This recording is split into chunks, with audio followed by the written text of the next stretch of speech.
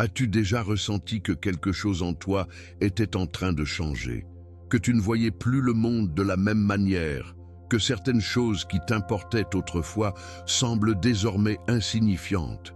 Ce que tu ressens n'est pas une simple phase ou une impression passagère, c'est un signe profond, spirituel et surtout un message divin. La Bible nous enseigne que notre âme est éternelle et que son chemin ne se limite pas à cette existence terrestre. Mais comment savoir si ton âme est en train de se détacher de ce monde? Y a-t-il des signes clairs qui montrent que tu es sur le point d'entrer dans une nouvelle dimension spirituelle? Aujourd'hui, nous allons révéler les 5 signes indiscutables qui prouvent que ton âme est sur le point de quitter son ancien état pour entrer dans une transformation profonde. Ce que tu vas découvrir pourrait changer ta perception de ta vie entière. Certains ressentent ces signes sans jamais en comprendre la signification.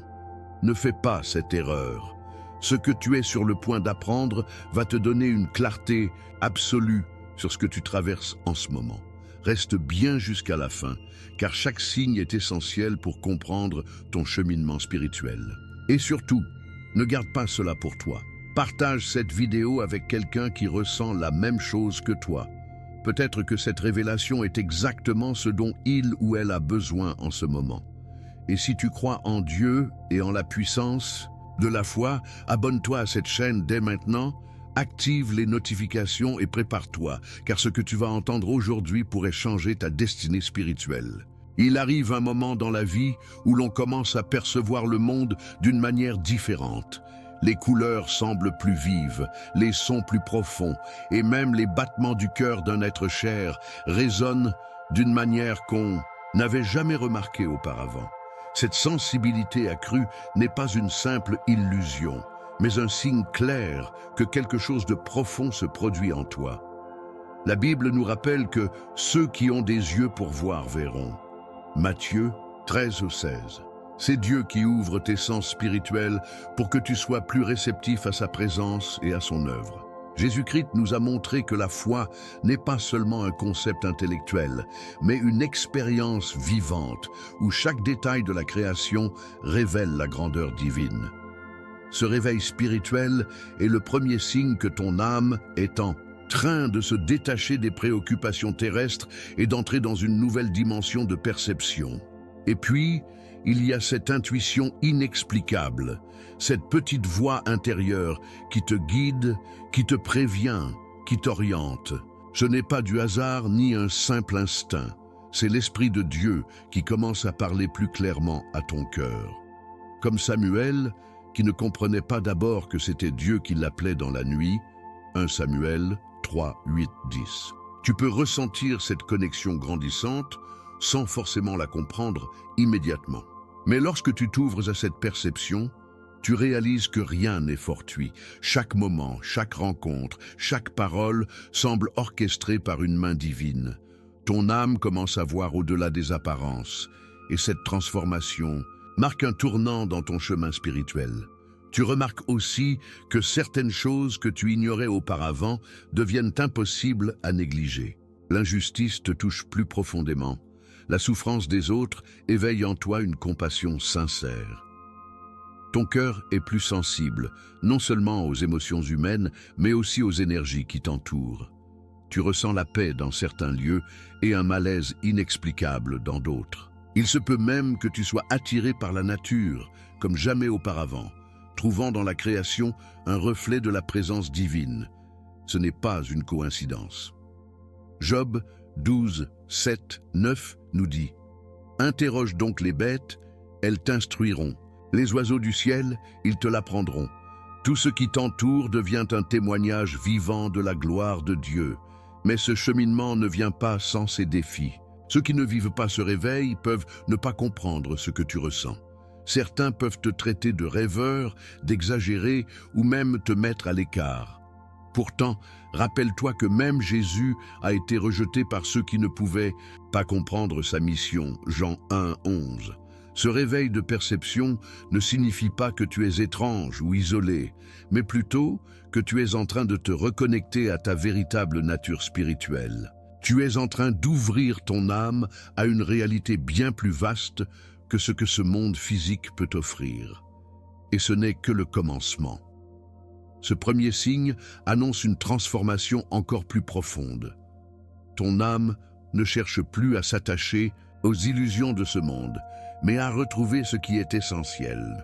Et justement, le deuxième signe qui montre que ton âme se prépare à quitter l'ancien pour entrer dans une nouvelle phase de vie spirituelle, c'est le détachement des biens matériels et la quête de l'essentiel. Ce que nous possédons, ici-bas, n'a plus la même emprise sur nous quand nous réalisons la vraie richesse qui est en Dieu. Parlons-en. Il arrive un moment où ce monde matériel commence à perdre de son éclat.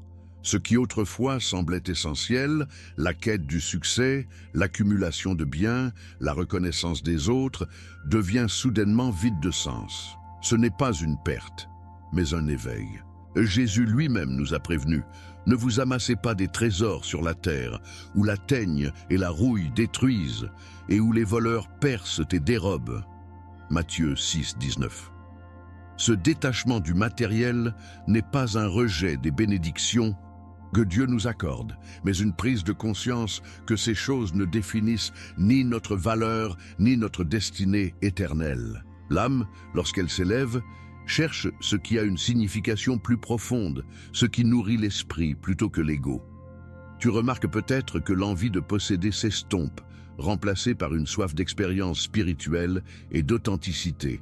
Ce qui te faisait vibrer autrefois, le dernier téléphone, les vêtements à la mode, l'admiration des autres, n'a plus le même impact. Tu réalises que rien de tout cela ne pourra combler ce vide intérieur que seul Dieu peut remplir. Salomon, après avoir tout possédé, richesse, pouvoir, plaisir, a fini par dire « Vanité des vanités, tout est vanité ». Ecclésiaste 1, 2. Cette prise de conscience est un tournant. Ce n'est pas de la lassitude ou du désintérêt, mais un appel à quelque chose de plus grand, de plus vrai. Dans ce processus, certaines relations changent aussi.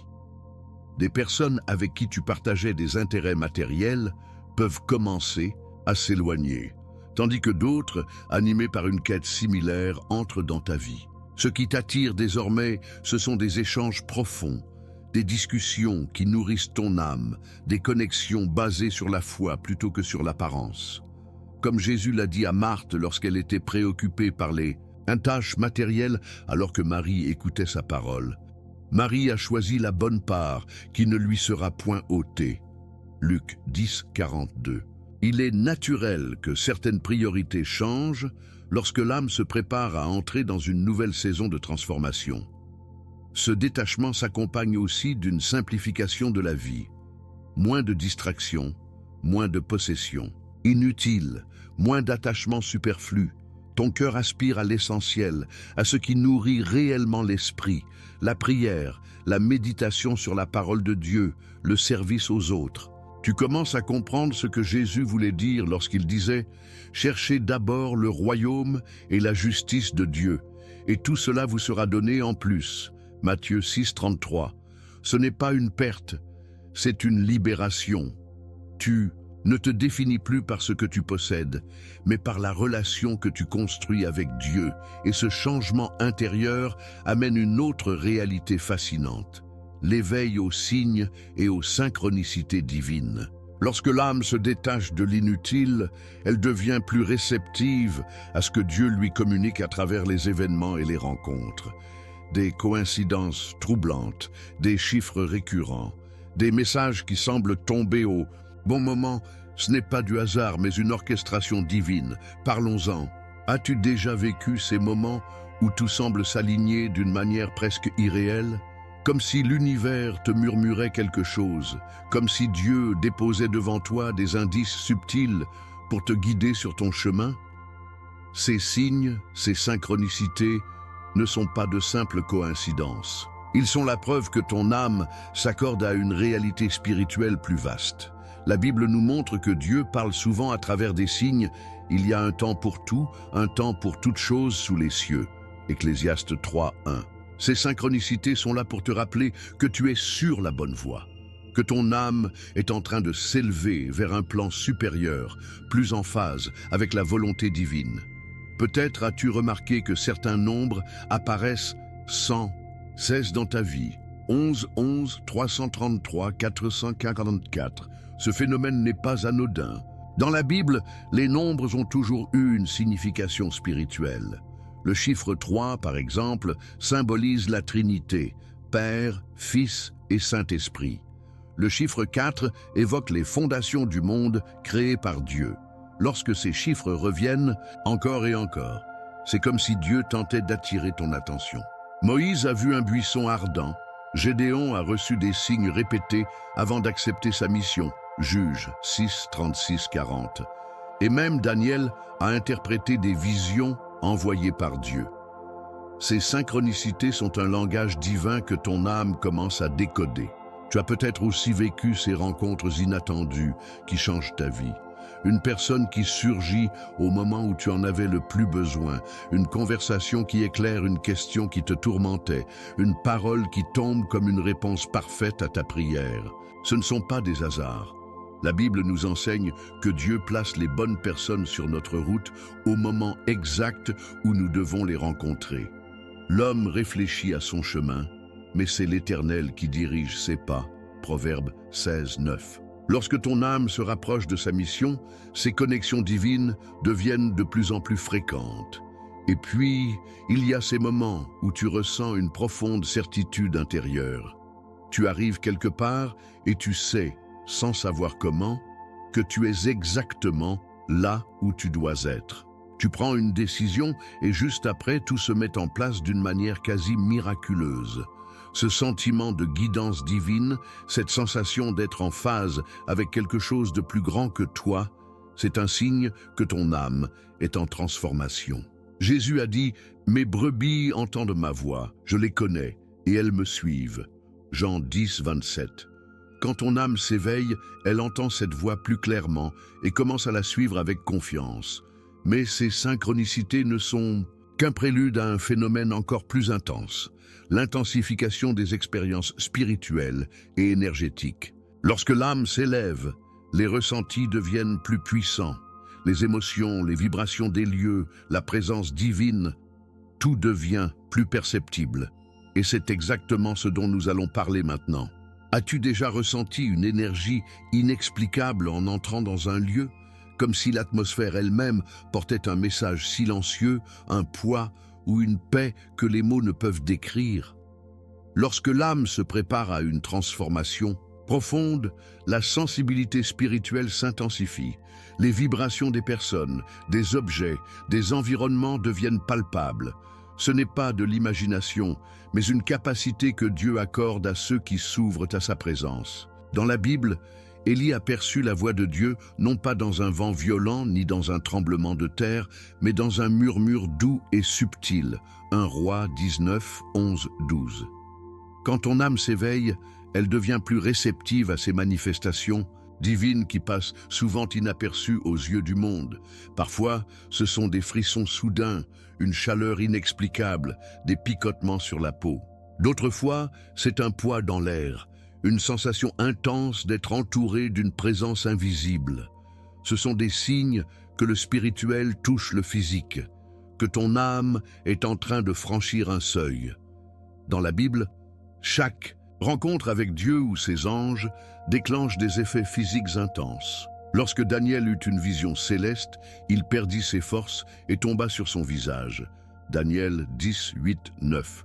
Jean, dans l'Apocalypse, décrit une présence si puissante qu'il tomba comme mort. Apocalypse 1, 17. Lorsque Dieu agit, le corps lui-même répond à cette puissance, mais ce n'est pas toujours une expérience confortable. Parfois, l'intensification spirituelle s'accompagne d'une lutte intérieure. L'ennemi tente de semer la confusion, de susciter des doutes, d'amener des épreuves pour distraire ton âme de son éveil. C'est pourquoi il est crucial de s'ancrer dans la prière et dans la parole. Jésus a dit « Veillez et priez, afin que vous ne tombiez pas en tentation ». Matthieu 26, 41. Lorsque ton âme entre dans une nouvelle dimension de perception, elle doit être protégée par la foi et la vigilance spirituelle. Ces expériences te permettent aussi de comprendre la profondeur de la communion avec Dieu. La méditation sur les Écritures devient plus vivante, la prière plus intense, les moments de silence plus remplis de sens. Tu peux même expérimenter des rêves prophétiques, des visions ou des moments de révélation qui te semblent plus clairs que jamais. C'est ainsi que Dieu prépare ton esprit à voir au-delà de l'illusion du monde matériel. Comme là, dit Paul, nous ne regardons pas aux choses visibles, mais à celles qui sont invisibles. 2 Corinthiens 4, 18. Et cette transformation intérieure conduit naturellement au dernier signe, peut-être le plus puissant de tous, le sentiment profond d'un appel divin. Une certitude grandissante que ta vie a un but précis, un besoin urgent de découvrir et d'accomplir ta mission. Parlons-en. À un moment donné, quelque chose en toi change radicalement. Tu ne peux plus te contenter d'une vie ordinaire, de simples routines, de journées qui se suivent sans véritable signification. Une force intérieure te pousse à chercher un but plus grand, une raison d'être qui dépasse le simple fait d'exister. Ce n'est pas un hasard. Lorsque Dieu façonne une âme, il la destine toujours à une mission unique. Jérémie lui-même entendit ces paroles. « Avant que je t'eusse formé dans le ventre de ta mère, je te connaissais, et avant que tu fusses sorti de son sein, je t'avais consacré. » Jérémie 1, 5. Lorsque ton âme se prépare à franchir une nouvelle étape spirituelle, cet appel devient impossible à ignorer. Ce n'est plus seulement un désir personnel, mais une nécessité brûlante. Le travail, l'argent, le confort matériel perdent leur place centrale dans tes préoccupations, remplacées par une seule question: pourquoi Dieu m'a-t-il mis sur cette terre? Tu ressens le besoin profond d'avoir un impact, d'aider, de servir, d'apporter une lumière là où il y a des ténèbres. Moïse a connu ce moment lorsqu'il a quitté la sécurité de la cour égyptienne pour répondre à l'appel divin. Exode 3, 10. Paul, persécuteur des chrétiens, a eu son réveil brutal sur le chemin de Damas. Acte 9, 3, 6. Quand Dieu t'appelle, il ne te laisse pas en paix tant que tu n'as pas répondu. Et alors, des opportunités commencent à émerger. Des portes qui semblaient fermées s'ouvrent soudainement. Des personnes entrent dans ta vie avec des messages, des propositions, des signes qui pointent dans une direction précise. Tu ressens au fond de toi que ce ne sont pas des coïncidences. Lorsque Jésus a appelé ses disciples, il leur a dit simplement « Suis-moi ». Et immédiatement, ils ont tout quitté pour marcher à ses côtés. Matthieu 4, 19, 20. Ton âme reconnaît ces moments où il faut lâcher prise et avancer vers l'inconnu avec foi, mais répondre à cet appel n'est pas toujours facile. Cela demande du courage, de la confiance, une foi inébranlable en Dieu. L'ennemi tentera de te détourner avec des distractions, des peurs, des doutes. Pourtant, rappelle-toi que Dieu ne t'appelle jamais à quelque chose sans te donner les moyens de l'accomplir. Il a dit à Josué: « Fortifie-toi et prends courage, ne sois pas effrayé ni épouvanté, car l'Éternel, ton Dieu, est avec toi partout où tu iras. » Josué 1, 9. Lorsque ton âme ressent cet appel, elle doit s'appuyer sur cette promesse et avancer sans crainte. Et c'est ici que tout prend son sens. Tous les signes que nous avons explorés ne sont pas isolés. Ils sont les pièces d'un même puzzle qui révèle un message divin. Tu es en transformation. Ton âme est en mouvement. Dieu t'appelle à quelque chose de plus grand. Maintenant que tu en es conscient, que vas-tu faire de cette révélation? Parlons-en. Maintenant que tu connais ces 5 signes puissants, une question se pose. As-tu déjà ressenti l'un d'eux dans ta propre vie? Ton âme est-elle en train de se préparer à une transformation profonde? Si oui, ne l'ignore pas. Ce n'est pas un hasard, c'est un appel divin. Dieu te guide vers une nouvelle compréhension de ta mission, et c'est à toi de répondre à cet appel. Dis-moi dans les commentaires si l'un de ces signes a résonné en toi. Partage ton expérience, car ce que tu traverses pourrait aider quelqu'un d'autre à comprendre son propre cheminement spirituel. N'oublie pas de t'abonner à cette chaîne et d'activer les notifications, car ici, nous explorons ensemble les mystères de la foi et les vérités cachées dans la parole de Dieu. Et surtout, reste bien jusqu'au bout, car sur ton écran, une autre vidéo apparaît maintenant. Clique dessus pour découvrir un autre message essentiel pour ta vie spirituelle. Que Dieu te bénisse et à très bientôt.